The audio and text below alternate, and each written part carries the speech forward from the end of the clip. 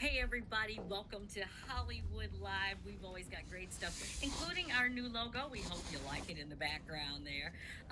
My guest today is no stranger to controversy. Michael O. Harris is currently serving as Chief Operating Officer and Chief Executive Officer of the new Death Row Records. But he's got a whole new agenda that he's working on. Michael, first of all, welcome to Hollywood Live. So glad to have you here today. Thank you, Tanya. That's hard. It's It's a okay. You pleasure to call be me here. Todd. Okay, well, I had to check. I'm from Yeah, down south, so I had to check. I know. It's okay.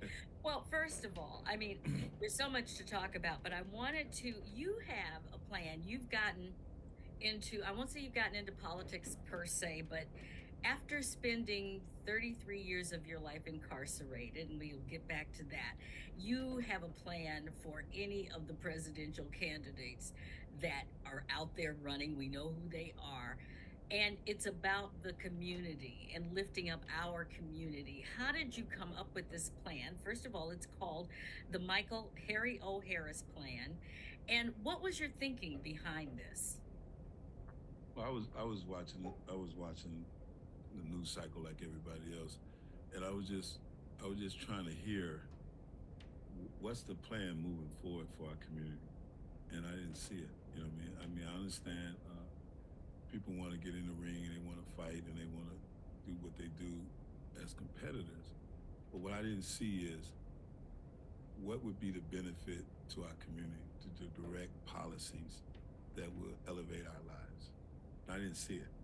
And so I was just like, okay, well let me get with some people and we sat down and we talked about what, not speaking for the entire community, but what kind of policies that we could specifically direct attention to and get behind and try to fight to make sure that it was instituted.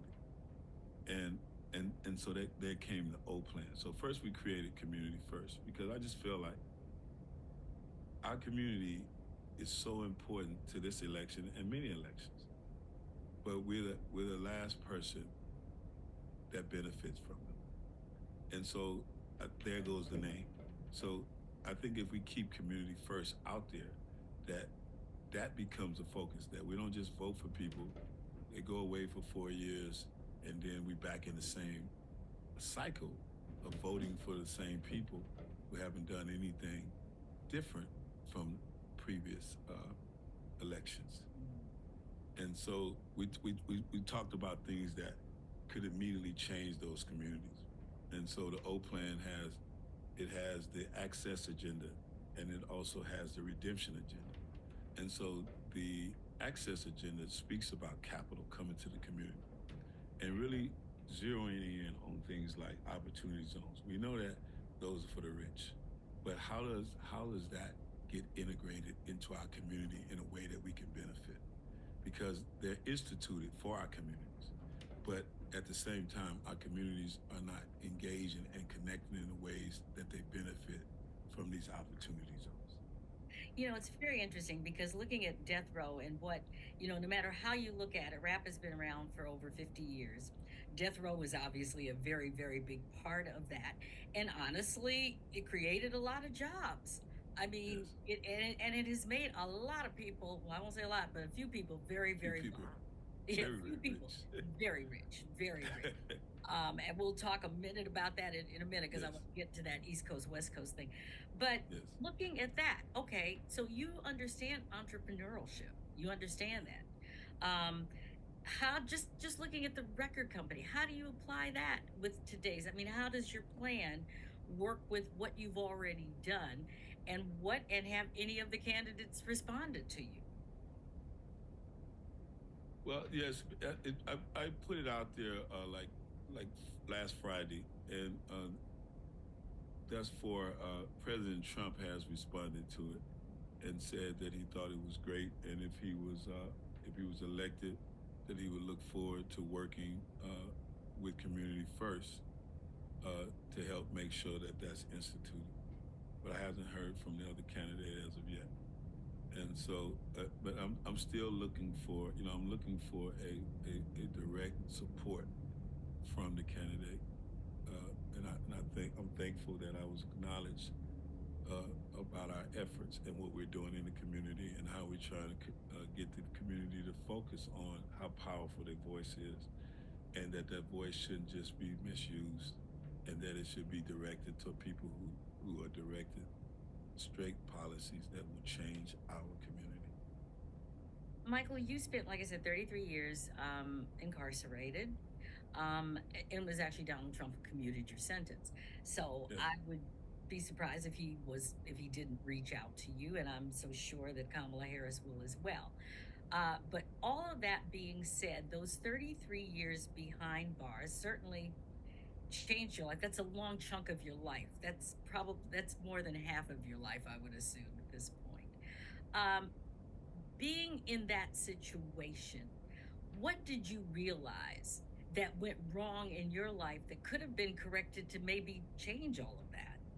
And how does this plan fit into that? Ah, that's why you.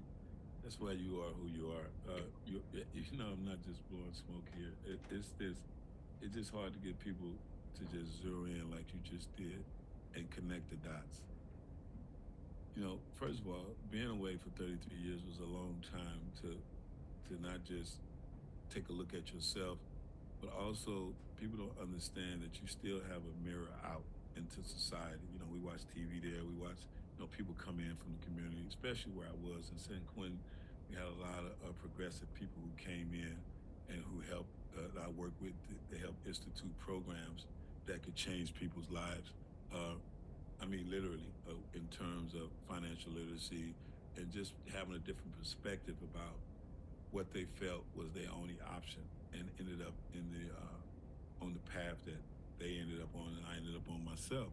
So what I realized that in there watching guys learn different trades, and also understanding having a different kind of record instead of prison record, what it was like to have a credit record. You know what I mean? Like different small things that other people take for granted, these people never had, and watching a sense of pride once they was able to achieve that, and then come home and create meaningful and powerful programs that are changing people's lives every day. So I'm saying, like, how can we do something more preventative?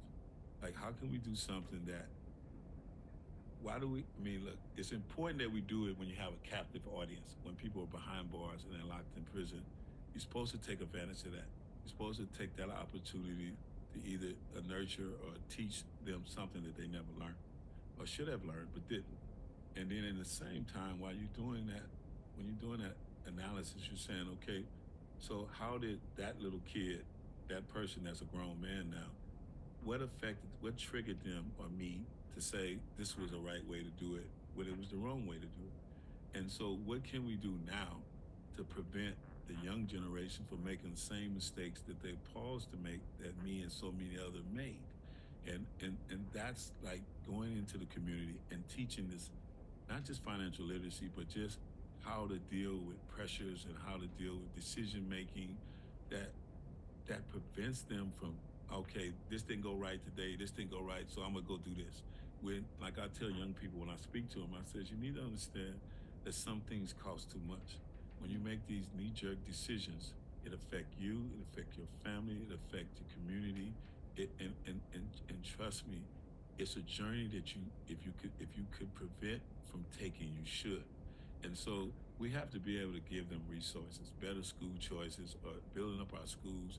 These things are important. So I just went down a litany of things that could be triggers that cause us to make those mistakes, and try to include them into the policy. So in terms of second chance hiring when people come home, but also before that, what kind of programs are we connecting them to while they're away, so they can see the damage that they did, and they can see how they can be better people. And then when people accept them into their employment, when they come home, they're dealing with people that are functioning on all levels. And so I'm just trying to connect the dots between that and young people who are, and I go to different cities when I go on these tours, and I go to the communities, and children are doing, they're up against it. They have drug parents, they have no support, and then you have different organizations I've been able to run into and I'm trying my best to help support that really try to fill that void. But they need us as a collective to help them do that. To help provide them something that they're missing in those families because, father's missing, the mother's missing, and the grandmother's trying to hold on to 10 grandkids. And so these are future children. These children are future convicts, if you will, if you do not teach them to be productive citizens. That's And right. that's why, did I lose you? No, no, no, no, no. I said No. you're right. You're Yeah. absolutely right. That's And what we so it's get. not just about focusing on prison as if other things don't matter, but it's how do people go to prison?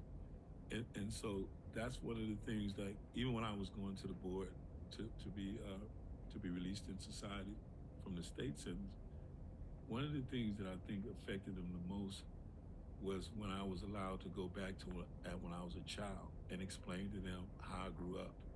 And I think there was clarity for me as well. It was clarity for them, but it's also clarity in terms of how we as a collective can create programs and provide services that prevent the young people from making the same mistakes. Right, exactly. I'm going to make a little bit of a switch here. Um, I've been around for a little bit, and I very well remember those East Coast West Coast rap wars. And since we're sharing, I used to watch you all the time when I was away, so I'm very familiar with you from that perspective, and I always appreciated, enjoyed the way that you served the community through this vehicle. Oh, well, thank you so much, Michael. And I've really worked hard at doing that because that was my calling. Yes. But as a part of that, I got so involved back in those days. And I'm looking up now and I'm like, okay, P. Diddy is in jail and Snoop Dogg is America's new sweetheart. It looks like the West Coast may have won. Um, you know?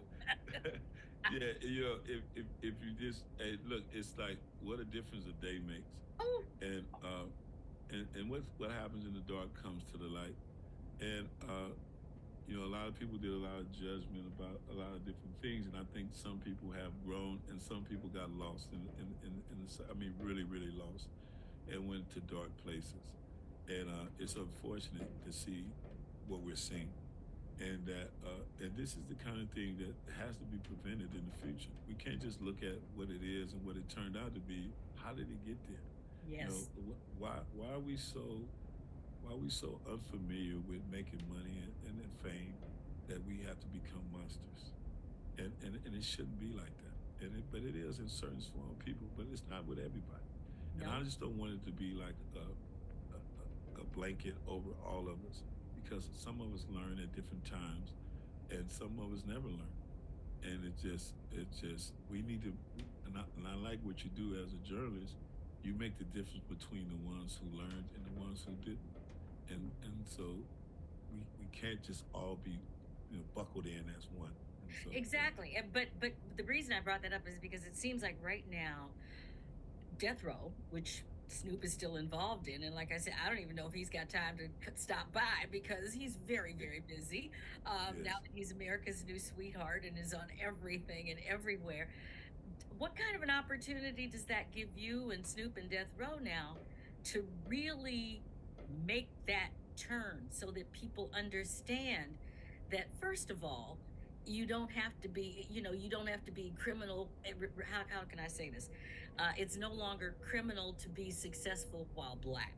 Does that make Wow. sense? Yeah, it makes a lot of sense. And we talk about this a lot. And so, and Snoop Dogg supports everything I'm doing, and I support everything he's doing because, yeah, there was a time where Death Row was, you mentioned Death Row, and it was just bad news, and that wasn't what it was originally set up for. And when I first created it, it was help create it. It was to be a cautionary tale vehicle. But like you said, Hollywood influences. If it don't bleed, it don't lead. That type of thing. That certain forces that power up was using finance to drive a narrative that was inconsistent with what we really believed. And so, and it's sold. I mean, we was able to put drama to music to tracks that became to some people the musical tracks of their life, and so it's very important for us to now use that platform as a way to push positive agendas, and because it is known worldwide. And I mean, it can't go nowhere without people saying from all walks of life that's very familiar of it. And so, why would we not use that as an opportunity for good? Exactly. Michael, would you ever think about going into politics? Well, first things first. And right now, I'm getting my feet wet, and it's a different world. But at the same time, it's for move our community forward. That's that's that's I don't want to say easier, but that's a better a guide stick to make a decision that could change the trajectory of your community. Yeah. And so I'm just trying to dig into it and just and we want to bring out the facts and just not get caught up in smokes and mirrors and optics. You know, what's going to really help us? And I know it's hard when it's a lot of rhetoric going back and forth to get to that. But I think that's what it is. So we use the policies to get started, talking point, and then move from there to who's going to support what we need. I think you're really onto something here. You really, really are. My suggestion is politics always starts at a local level. So as Yes. many local people, and I know you know that, as many local people as you can get involved in this, and get it off the ground like that, and then then take it out to the world because people are definitely people, as you know, are very confused, but they want something. They want Yes. to be going in the right direction, and they want policies that do lift us up. You know, Yes. it's Yes. just that I mean, simple. is that too much to ask for, though? Thank you. Yeah, because I know right now that our votes is primary. That our votes can make the decision one way or the other. So why wouldn't we be entitled to benefit from what our voice and our vote can do? Yeah, yeah, And that's all I'm saying. I'm not trying to tip my hand on the scale. I just want us to focus on. I know it's a lot to try to determine. It's a lot to decipher. But what's the best outcome we can imagine with our choice? And you're right.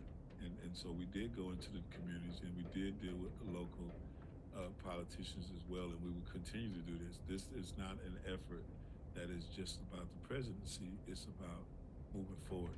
yes, And because even if somebody tap in and show support to what we're doing and we support them, we want to be on the other side of the election, making sure that these things get done. So absolutely, that's absolutely. that's what Well, we're I'm about. so proud of you and what you're doing over there, and congratulations